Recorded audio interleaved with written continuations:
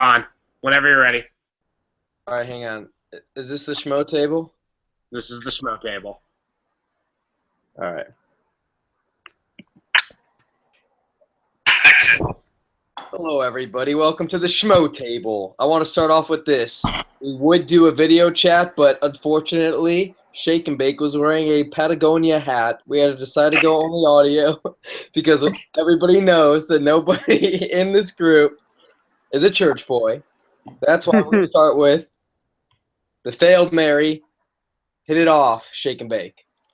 Well, this weekend, Oklahoma State got upset by Central Michigan, the Chippewas, who were given an illegal extra up play on an untimed down and hit a Hail Mary, hit a deep pass on the Hail Mary. Guy was getting tackled, threw a lateral back to his teammate who scored a game-winning touchdown with no time on the clock.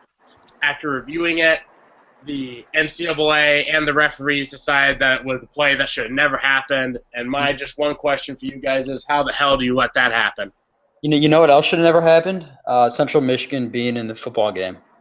That's T-Bach talking, by the way. That should have never happened because Central Michigan plays in Mount Pleasant, wherever the fuck they are, and Oklahoma State was ranked.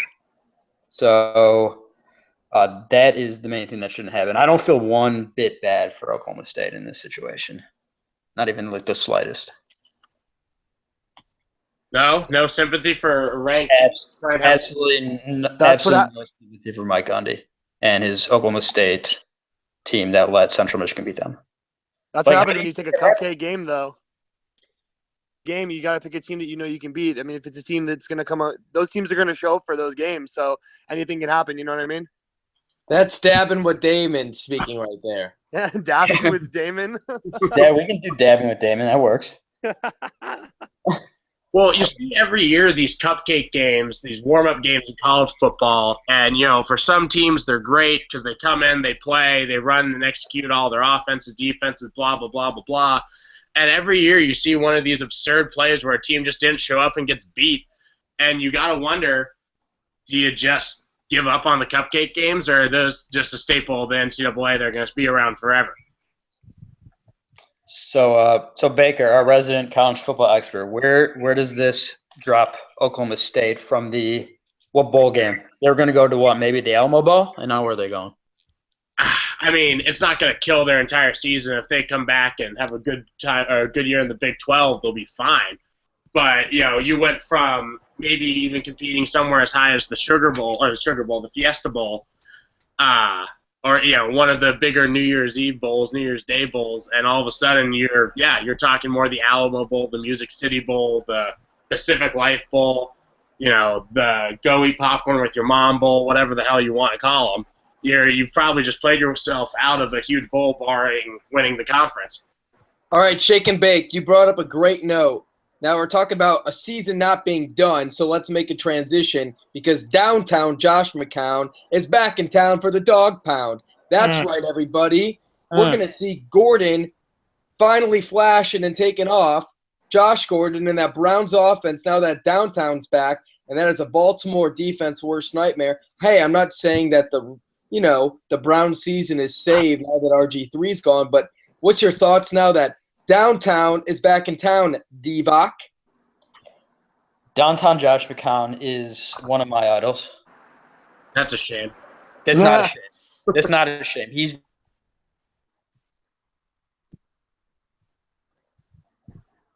Audio's cutting out. Uh-oh. D-Bach, we lose ya? Oh, no, D-Bach, we were crushing it until then. Well, Yo, Baker, should I start a new one and save that? This is good. Just cut it. Cut it.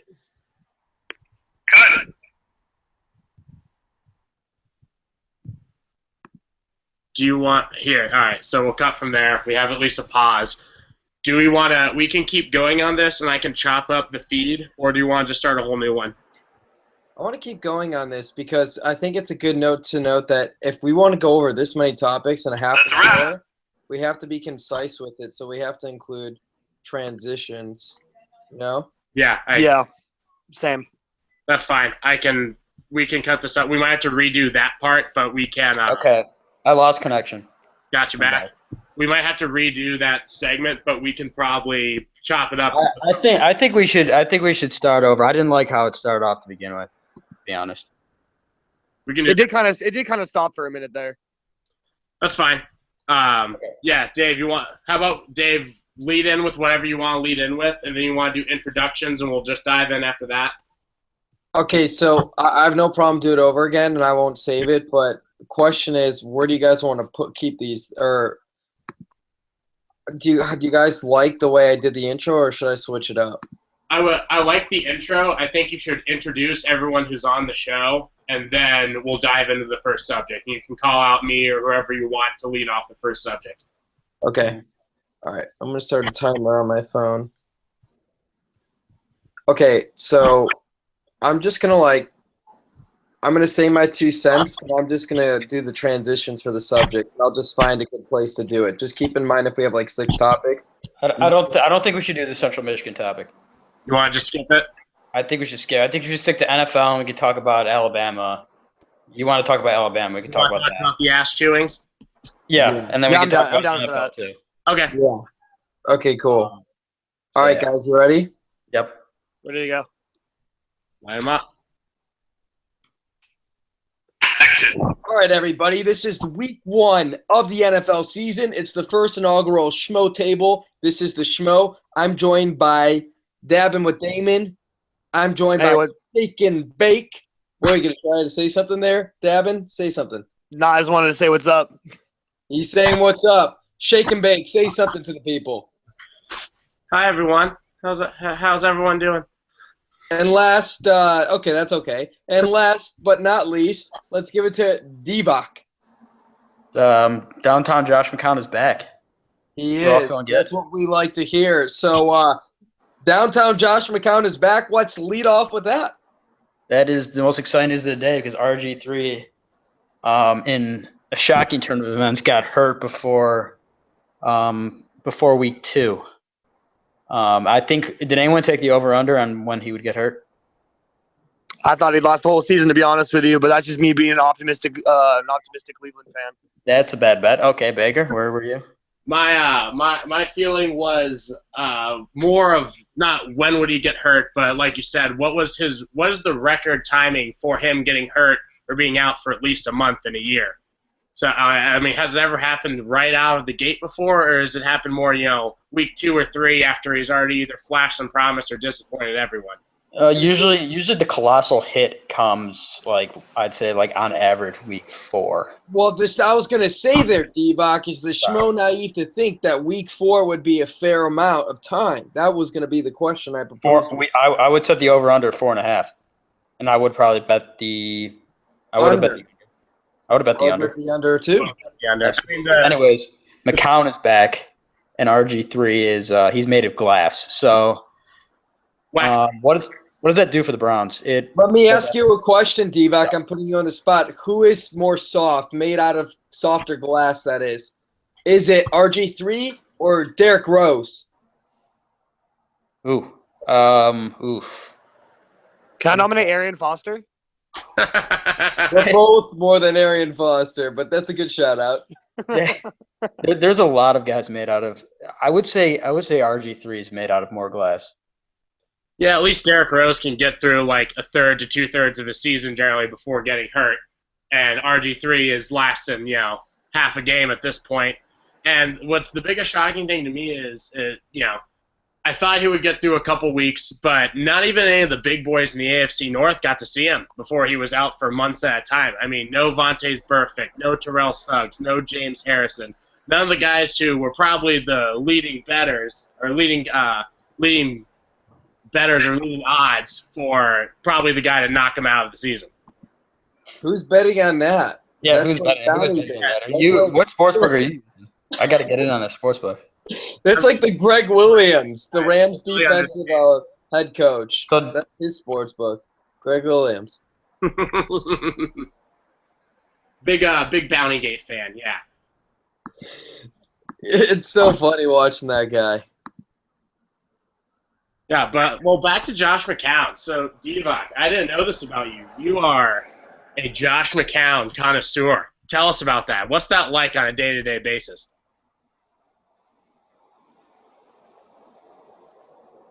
It's like losing audio. Must be like losing audio. I know he had that run with Chicago. He's had a couple good games here and there, but I remember that season he was with Tampa Bay.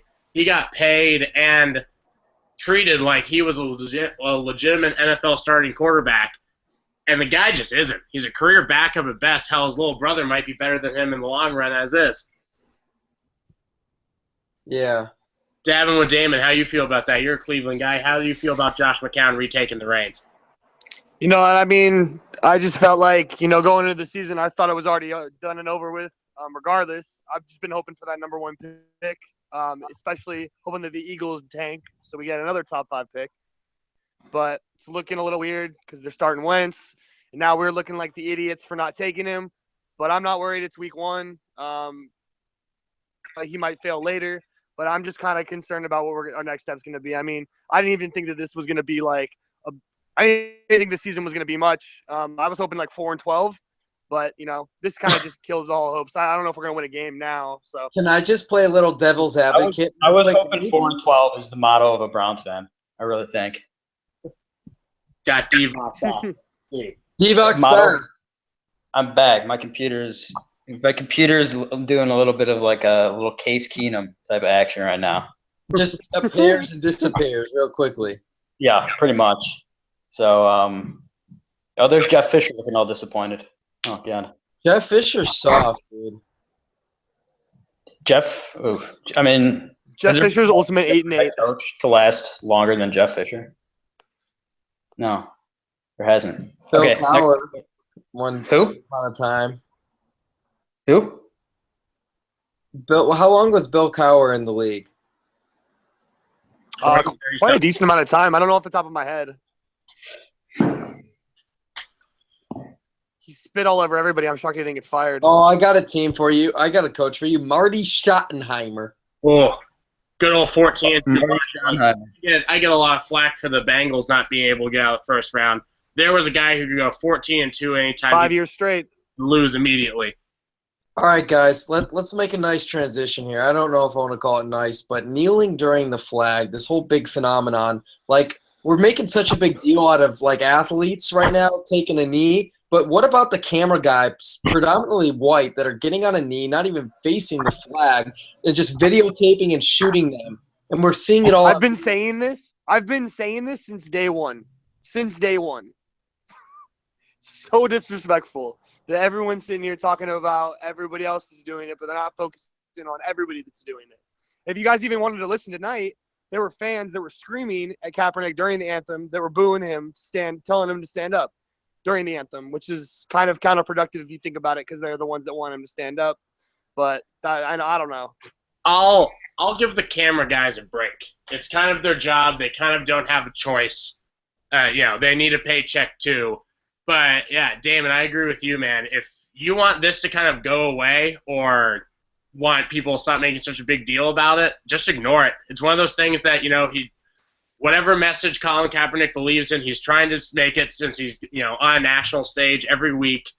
He can be in the national press anytime he wants to send out whatever this message he is standing for is. But if people want to stop, hearing about it, talking about it, dealing with it, just ignore it. I mean, the fact is, the sad part is that ESPN during the who wants to go? Well, ESPN's eating this up. I mean, they love this shit. Well, the thing is like all their guys are like eating they're going after Kaepernick, except for the select few like Lebitard and Bomani. But then you see them during the broadcast, all their cameras are on Kaepernick during the anthem, and that's all that they're talking about. It's like they don't want it to happen, and they're killing him for it. But then on the back end, they're just going to focus in on that, and that's going to be their focal point of the entire game. So I don't know. It just doesn't make much sense to me. Like, it's kind of getting annoying. Why are we bringing the attention and the energy to it? We're making the issue. It's exactly what we're doing. It's like we're oversaturating it, and it's just so counterintuitive to the entire purpose. And that's the biggest issue I have with it. And I hated bringing down the negativity, boys, because there's something I definitely like talking about, that what I love saying, something that's different. because different is good and we love change. Now, how about them? Jack Del Rio with that 2-point swagger and going for it with the Raiders. Did we all see his tweet before we even dive into savage. the tweet? Savage, Yes. man. Yeah, the response to ESPN, speaking of nailing ESPN, just whatever ESPN said, the chances of getting the 2-point conversion was blah, blah, blah, and just Del Rio's tweet saying, good thing ESPN doesn't coach the Raiders. Loved it. Savage. Awesome. Savage. I love the going for 2. It's week 1. There are 15 games left in your season. Why the hell not? You're up against the Saints defense on the 2-yard line to win the game too. I mean, do you want to let Drew Brees have the ball in his hands again, or you just want to take it to the horrible Saints defense? You have Michael Crabtree, you have Amari Cooper, you have Bryce Butler, you have Clive Wofford, you got a couple running backs that can catch it. Derek Carr is a decently athletic guy. There are numerous ways they could have scored that 2 points, so why not go for it? Love the Raiders this season. I don't know if they're going to reach everyone's expectations, but I love everything that they have as far as the roster goes. I think that division could be theirs, to be honest with you. I mean, the Chiefs looked pretty good in the second half.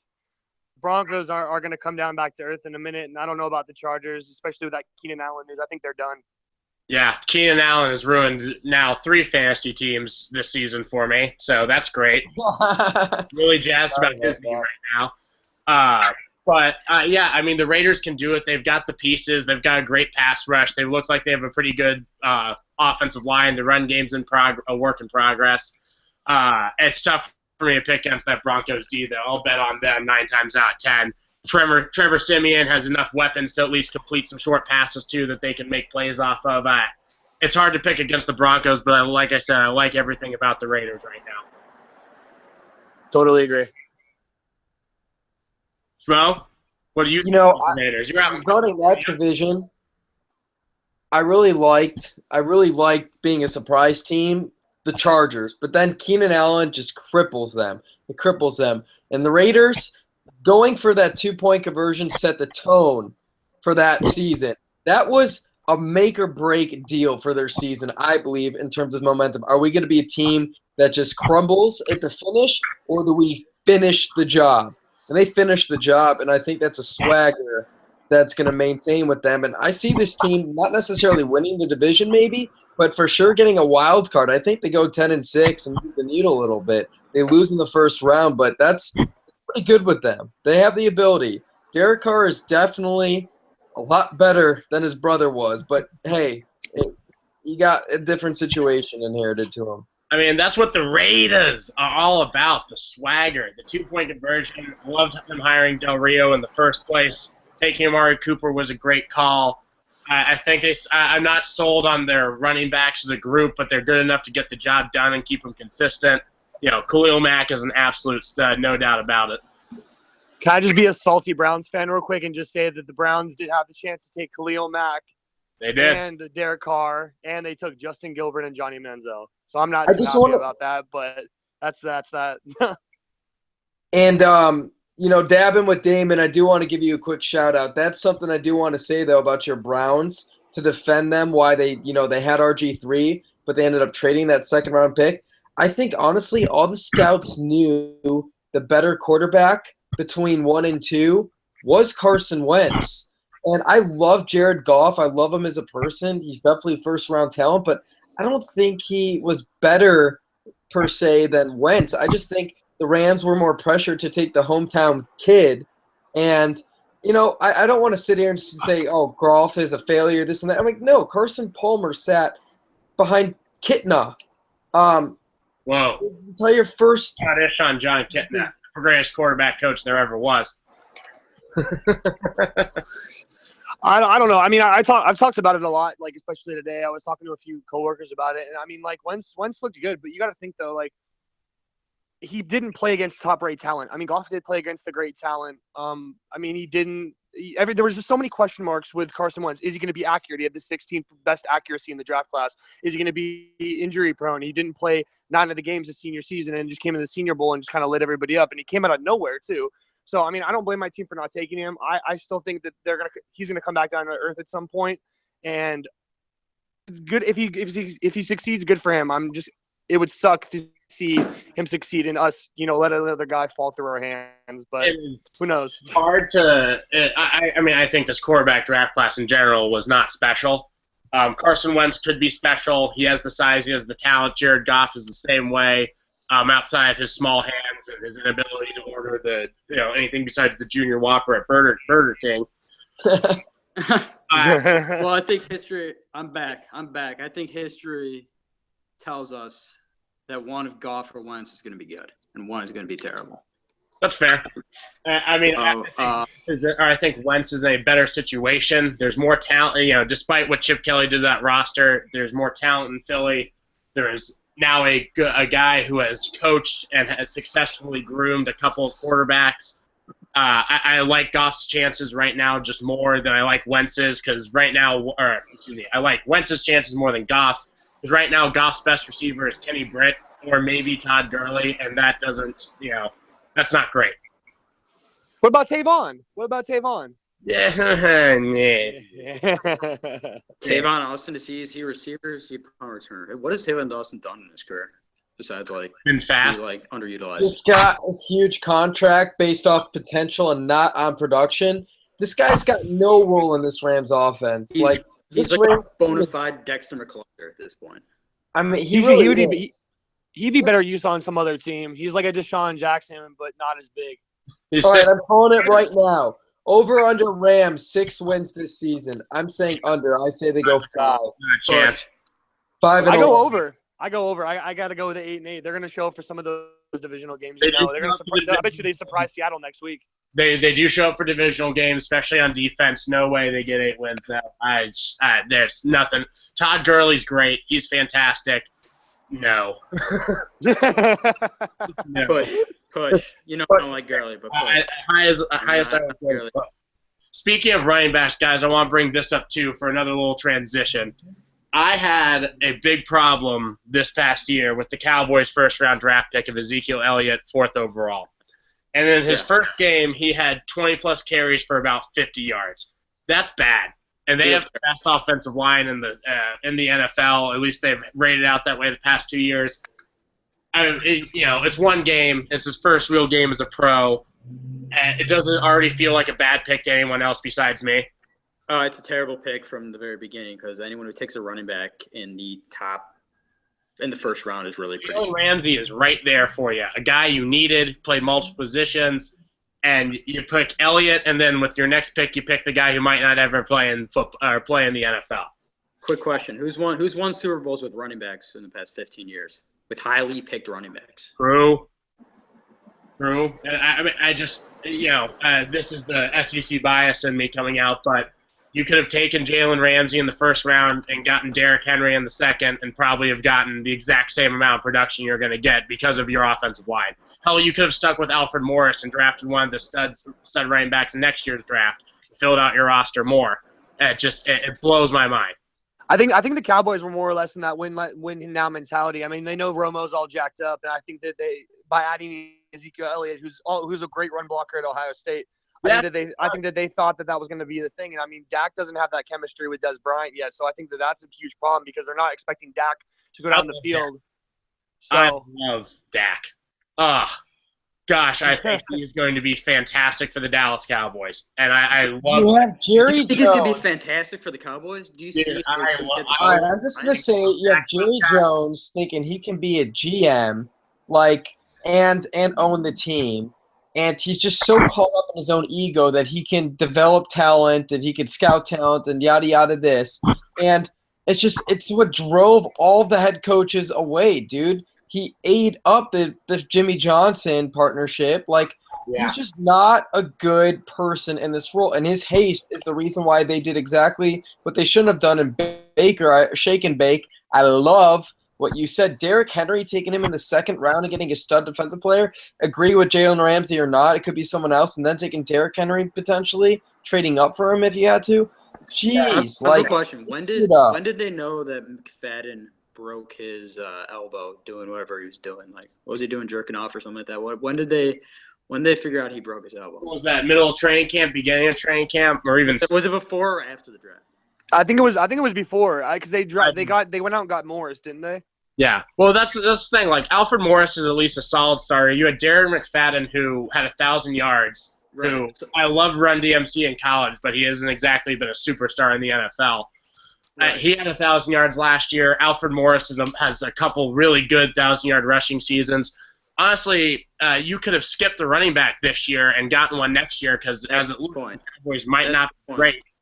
And just you could have gotten a Nick Chubb late in the first, early in the second next year and been fine. And just loaded up on defense, which they needed. You don't draft running backs early. You don't do it. I hate the running back. You don't win with running backs. No. You don't do it. Who's soft? You win in the air. Darren McFadden or Derrick Rose? Who's softer? Darren McFadden. Derrick Rose was an MVP, so. Derrick Rose is not. Darren McFadden's softer. Derrick Rose's injuries are like catastrophic. Whereas Darren McFadden's injuries are like jerking off with your elbow. Accidents. Who's more prone to getting hurt? That's the better question. He'll tear his hamstring like tying his shoes or something like that. Who's more prone to getting hurt? It has to be Darren McFadden. More prone to getting hurt. Darren McFadden's already been ruled out for like week 12 in like the preseason. They're just like, oh, you're gonna get hurt week 8. I mean, all right. Last question. Divock, lead off. Who are your biggest flops? Fantasy flops? Who's in the daily flop this week in fantasy football? I mean, Todd Gurley's my biggest flop of the season. That's been established. Ooh, really? Yes, because Gurley has on a terrible offense, and he ran for 100-yard game in the final 8 games last season. Mm-hmm. It's and you're seeing it right now. It's not going to be good for him. Keenan Allen's going to be a big flop. Okay, no, too soon. You guys can't predict that as much as that's a shame, and he's on a lot of my rosters. So my flops. Damon, who do you guys are flops? All right, I'll give you 2. And it's gonna sound like hindsight because of how he played tonight. But Kirk Cousins was my top guy to avoid. He didn't win a game against the winning team last year. Highly overrated. I know he's playing in a contract year. He played in one last year. Was subpar. They didn't want to give him a contract, so they know he sucks too. So, I mean, I don't know why you would trust him if the Redskins don't trust him. That's a great run organization over there. And then I got Devontae Freeman. He had a great season last year. Going into last season, Tevin Coleman got hurt. He kind of came out of nowhere, and we saw what happened. I know the organization likes Tevin Coleman a lot more. We saw it on Sunday.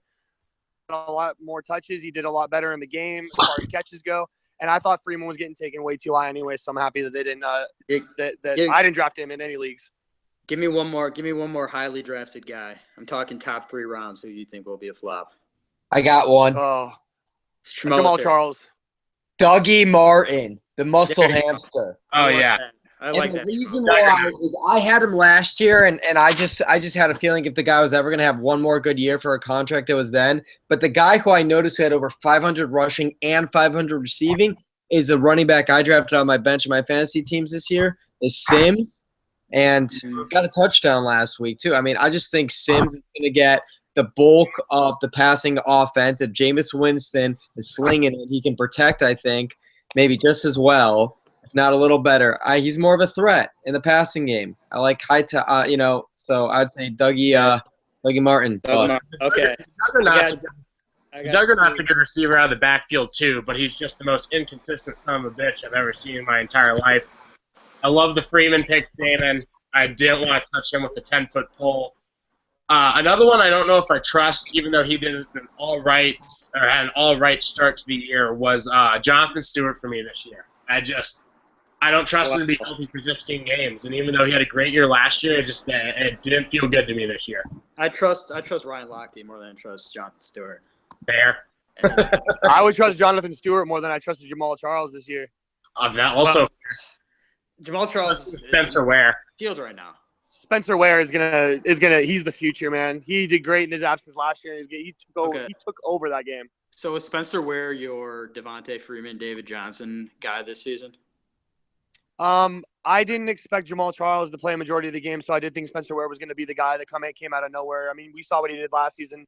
I mean, David Johnson was a rookie last year. Devontae Freeman was a second-year guy, but they drafted a running back to start over him. But I mean, David Johnson did come out of nowhere, but I do think that Jamal Charles' days are done. I mean, he was a great player, but Spencer Ware looks phenomenal, and he looked phenomenal last year in the absence. So I think they need to start reevaluating what they're going to do with Charles, let him sit. I don't know. So.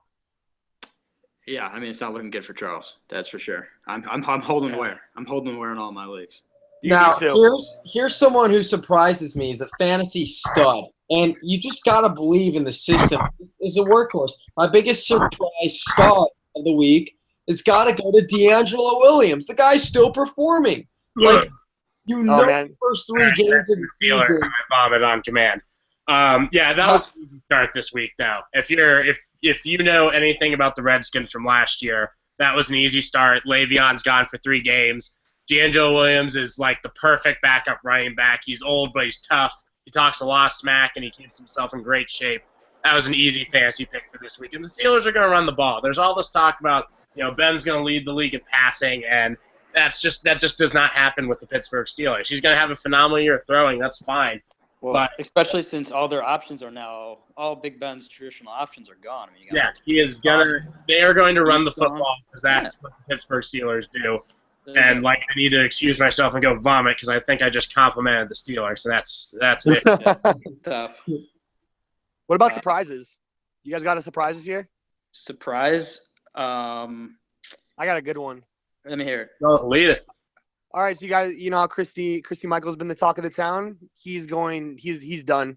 Yeah, he was supposed to show out this week. Didn't at all. Rawls had half the carries, was on the field a third of the time that he was, and did it just as much. Rawls is healthy. It's his job. I know I've been arguing with people like day in and day out about Thomas Rawls. That fool was a stud last season. He had averaged like 5.4 yards a carry. Yeah, great. Looked like mini beast mode. He was dominating. He's going to continue to dominate. The only reason he was off this week, I think it was a little early on it, but they did say he was going to split carries, but Pete Carroll came out and said today that he's going to get a majority of the carries moving forward. So I think he's going to take over beast mode. Everyone's going to be like Marshawn who, realistically. That's just my opinion though.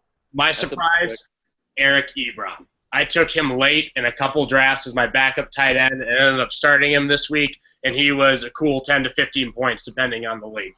And that's great from a tight end. Oh, yeah. I was scared with that whole Achilles injury earlier in the offseason, but he's looking great. Stafford looks like a boss. Jim Bob. For me, my surprise is going to be Tevin Coleman. I think he's going to be the guy in Atlanta this season. Oh yeah, without a doubt. They're gonna have someone who's gonna be productive, and they're committed to. Hey, they're committed to Coleman, and Ryan's a check down. He's not throwing deep to Julio. He's checking down to. Hey, now Mo's there. Mo Sanu had a great game. That might be a good spot start. He did have a great game. I never trust those other wide receivers besides Julio. With Ryan throwing. I don't like the Harry Douglases and the Leonard Hankersons, whatever they're throwing there. Roddy White. Oh, he's gone now, isn't he? Corpse of Roddy White. They were throwing it for like 3 seasons. All right, guys. One last thing before we sign off from the good people and leave them wanting more. Who's your must start for next week? Anybody playing the Saints?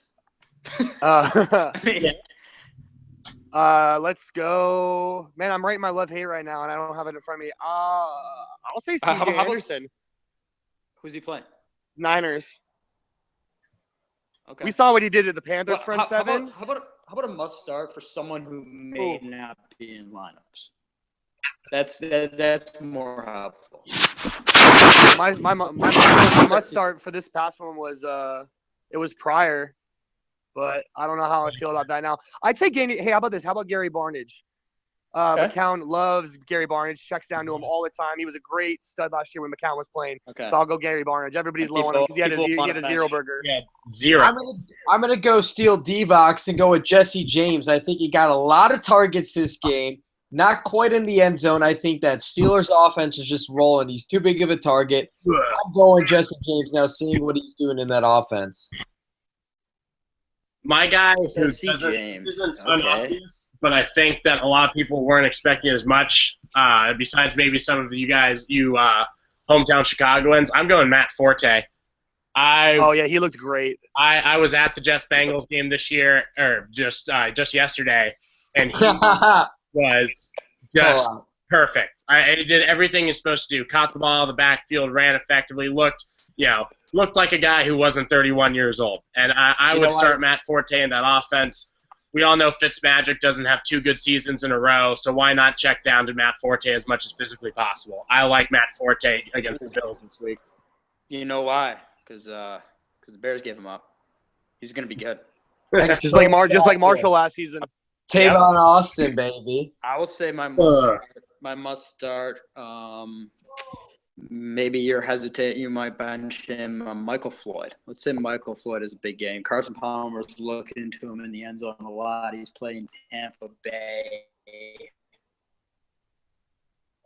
They let a big game to Sanu and to they let enough. So Michael Floyd. Let's say Michael Floyd's a must start if you're thinking about benching him. Yeah, I think Fitz is gonna have it's gonna that whole offense is so sporadic. It's gonna be Fitz. It's gonna be Fitz one week, then it's gonna be Brown, then it's gonna be Floyd. Exactly. So, yeah. Not on Michael Floyd's day. How about it? He's actually really stepped up. He didn't have a good week last week, but he could have caught 2 touchdowns. And I think since the later weeks last year, he's been